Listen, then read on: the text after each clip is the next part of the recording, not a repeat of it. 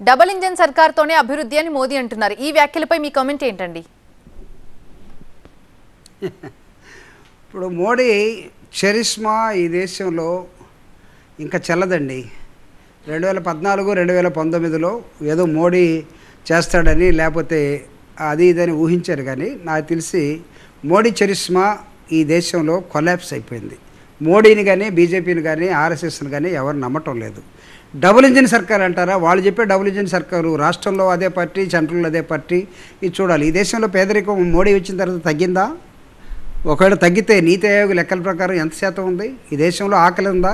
ఈ దేశంలో దరిద్రం ఉందా? ఈ దేశంలో అంటరానితనం ఉందా? వాళ్ళ దృష్టి అంతా కూడా జనాల్ని మతం వైపు మళ్లించటం. దక్షిణ భారతదేశంలో ఏ విధంగా తిష్టయ్యాలి, మెడ్రాస్ని ఏ విధంగా గెలవాలి. మెడ్రాస్లో అనేకమైనటువంటి గుడులు ఉంటాయి, అనేకమైన పుణ్యక్షేత్రాలు ఉంటాయి. ఒక ప్రధానమంత్రి ఒక మెంటల్గా ప్రిపేర్ చేయడం కోసం ఏదైనా ప్రచారం చేసుకుంటారు. గుడులకి వెళ్ళి గుడుల్లో ప్రార్థనలు చేసుకొని ఆ విధంగా వాళ్ళ సెంటిమెంట్ని తీసుకుని రావాలనుకునే ప్రయత్నంలో మెడ్రాస్లో బీజేపీ రావాలి, ఆంధ్రప్రదేశ్లో బీజేపీ రావాలి. ఆంధ్రప్రదేశ్లో బీజేపీ జీరో కదా. కర్ణాటకలో ఒకసారి వచ్చి పోయింది. ఉత్తరప్రదేశ్లో ఈరోజు ఏం జరుగుతూ ఉంది? 14లో 19లో నమ్మినటువంటి వాళ్ళు ఈరోజు ఉత్తరప్రదేశ్లోనే డౌన్ఫాల్లో స్టార్ట్ ఉంది. రాజస్థాన్, మధ్యప్రదేశ్లో మనకు ప్రభుత్వాలు వచ్చి ఉండొచ్చు, కానీ ఇప్పుడు లోక్సభ ఎన్నికలు వచ్చేసరికి ఎదురీతిలో ఉంది బీజేపీ. కాబట్టి డబుల్ ఇంజిన్ సర్కార్ అనేది వాళ్ళు కొంతకాలం 10 సంవత్సరాలు ప్రచారం చేశారు, తెచ్చుకున్నారు. ఇదేమన్నా విమానం అండి? డబుల్ ఇంజిన్ ఉండి ఒక ఇంజిన్ ఫెయిల్ అయితే ఇంకొక ఇంజిన్ ఉండటానికి?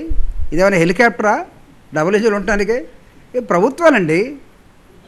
ఒకే విధంగా మీరు అన్ని రాష్ట్రాల్లో మేము ఉండాలనుకుంటే how it is possible?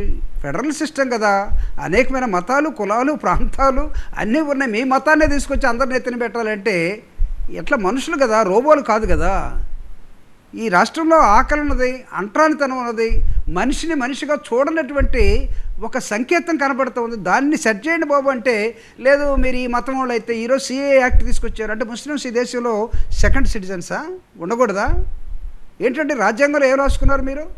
State doesn't have any power, religion. రాజ్యానికి ఒక మతం అంటూ లేదు. అనేకమైన మతాల కలయికే, నమ్మకాల కలయికే ఈ దేశం. ఇది రాజ్యాంగంలో ఉంది. మీరేం చెప్తున్నారు? మేము మొత్తం ఒక మతమే ఉండాలి, ఒక నమ్మకం ఉండాలి. ఎట్లా? మీరు 400 ఇస్తే రాజ్యాంగాన్ని మారుస్తూ ఉంటారు. మారిస్తే రాజ్యాంగాన్ని మారిస్తే నేను అడుగుతూ ఉన్నా ఈరోజు బీజేపీని, మీరు 200 డబుల్ ఇంజిన్ సర్కారు కాబట్టి అన్నారు కాబట్టి రాజ్యాంగాన్ని రాసేటప్పుడు ఈ దేశం పడ్డ పురుటి నొప్పులు మీకు తెలుసా? ఎవడున్నాడు రాయటానికి? డాక్టర్ బాబాసాహెబ్ అంబేద్కరే కదా. అంతటి తెలివైనటువంటి వ్యక్తి, అంతటి విజ్ఞానం ఉన్న వ్యక్తి, ప్రపంచ మేధావి ఇప్పుడు ఈ దేశంలో ఎవడైనా ఉన్నాడా? ఉంటే చూపించడం మాకు. ఇదిగో ఇతను రాయగలడు, ఇతను చేయగలడు. అంబేద్కర్ 36 దేశాల రాజ్యాంగాన్ని చదివి ఈ దేశానికి ఏం కావాలో ఆయన ఒకదాన్ని ఇచ్చిన తర్వాత వీ యాక్సెప్టెడ్ ఇట్. పరిపాలించండి రా బాబు అంటే దాన్ని మార్చేస్తామంటే మీరు డబుల్ ఇంజిన్ కాదు, ఒక ఇంజిన్ కూడా ఉండదు. గుర్తుపెట్టుకోండి, మీ ఇంజిన్ కూలిపోతుంది. ఈరోజు బీజేపీ మీద వచ్చిన అపవాదం ఏంటంటే రేపు పొరపాటున గెలిస్తే ఈ దేశం మొత్తాన్ని కూడా రాజ్యాంగాన్ని కూల్చేస్తారట. ఈ దేశంలో దళితులు ఎటు పోవాలి, ముస్లింస్ ఎటు పోవాలి, క్రిస్టియన్స్ ఎటు పోవాలి, లేకపోతే జైలు ఎటు పోవాలి,